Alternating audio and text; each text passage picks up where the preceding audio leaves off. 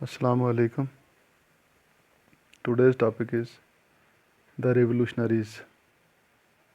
Revolutionaries were the nationalists who believed in revolutionary methods, the conservative regimes that came into power in Europe after 1815 tried to suppress the democratic rights of the people. The common people were not willing to accept such a regime. Again, after the revolutionary fervor of the French Revolution, چونکہ nationalism in Europe کے بارے میں ہم پڑھ رہے ہیں، ہم نے دیکھا کہ بہت سارے ریپریزنٹیشن لوگوں کی آئی اس نیشنلزم کے دوران، جن میں aristocrats, middle class, liberal middle class, conservative, اور اس کے بعد ریولوشنریز۔ فرینچ ریولوشن کے بارے میں آپ نے پڑھا کہ جب نیپولین کو ڈیفیٹ ہوئی تو اس کے بعد کنزرویٹیوز آئے، انہوں نے دوبارہ چاہا کہ پھر سے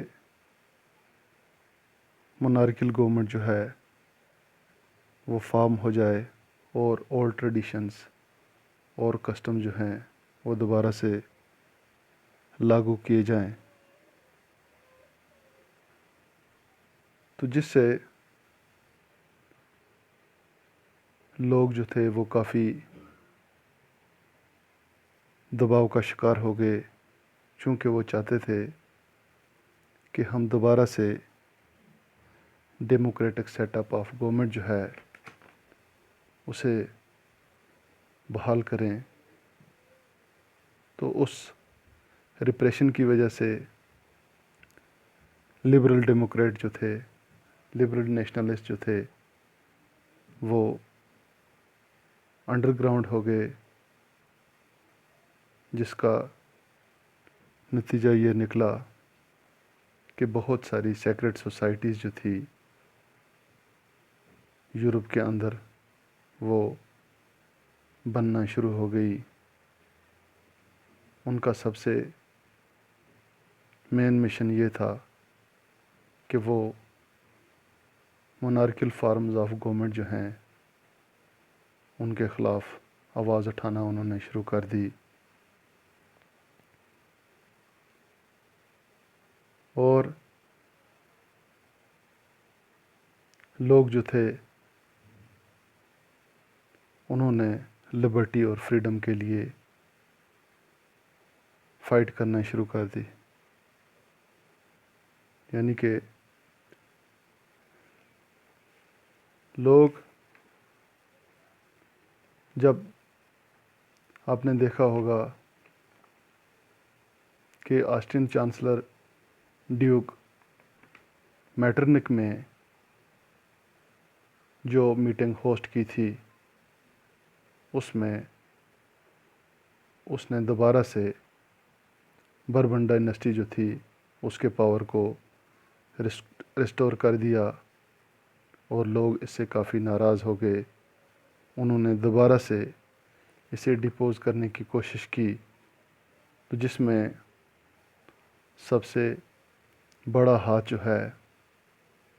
وہ ہے جوسیپی میزینی کا، جو کہ اٹلی کے ایک ینگ ریولوشنری تھے۔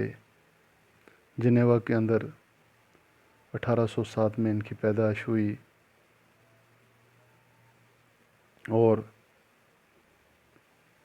لگ بھگ 1831 میں ان کو جلا وطن کیا گیا، کیونکہ انہوں نے ایک ریولوشن کیا تھا لیگوریا کے اندر، اور دو سیکرٹ سوسائٹی جو تھی، ینگ اٹلی اور ینگ یورپ، جو کہ برسائلس اور برنے کے اندر اس نے فریم کی تھی، اور وہ چاہتا تھا کہ اٹلی جو ہے یہ دوبارہ سے یونیفیکیشن اس کے اندر آ جائے، اور یہ بہت ساری اسٹیٹس جو ہیں جو کہ بچھڑی ہوئی ہیں، یہ سب ایک ہو جائیں اور ان سب کا مسئلہ جو ہے وہ حل ہو جائے، سب میں ڈیموکریٹک سسٹم جو ہے وہ بحال ہو جائے۔ تو اس لیے اسے کافی دقت اور پریشانی کا سامنا کرنا پڑا۔ میزینی جو تھا اس کا یہ ماننا تھا کہ تمام جو یونٹس ہیں وہ اللہ تعالیٰ نے خود بنائے ہیں، اس کی سربراہی جو ہے وہ خود کرے گا، تو کیوں نہ لوگ جو ہیں یہ اپنی مرضی سے مل کر یہاں پہ حکومت بنائے۔ اور میزینی نے جو ڈیفرنٹ سوسائٹی جو تھی بنائی تھی، تو جرمنی، فرانس، سوئٹزرلینڈ اور پولینڈ میں انہیں سیٹ اپ کیا گیا، اور ڈیوک میٹرنک جو تھا جس نے وائنا کانگریس ہوسٹ کی تھی، وہ کافی اس کے خلاف ناراض ہوا، اور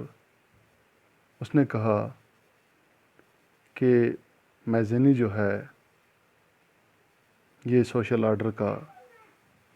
سب سے بڑا دشمن ہے۔ تو اس کے بعد ہم اور آگے دیکھیں گے کہ نیشنلزم یورپ کے اندر آنے میں کون کون سی دشواریاں آئی، کن کن لوگوں کا اس میں ہاتھ ہے، تو انشاءاللہ آگے ہم پڑھیں گے۔ شکریہ۔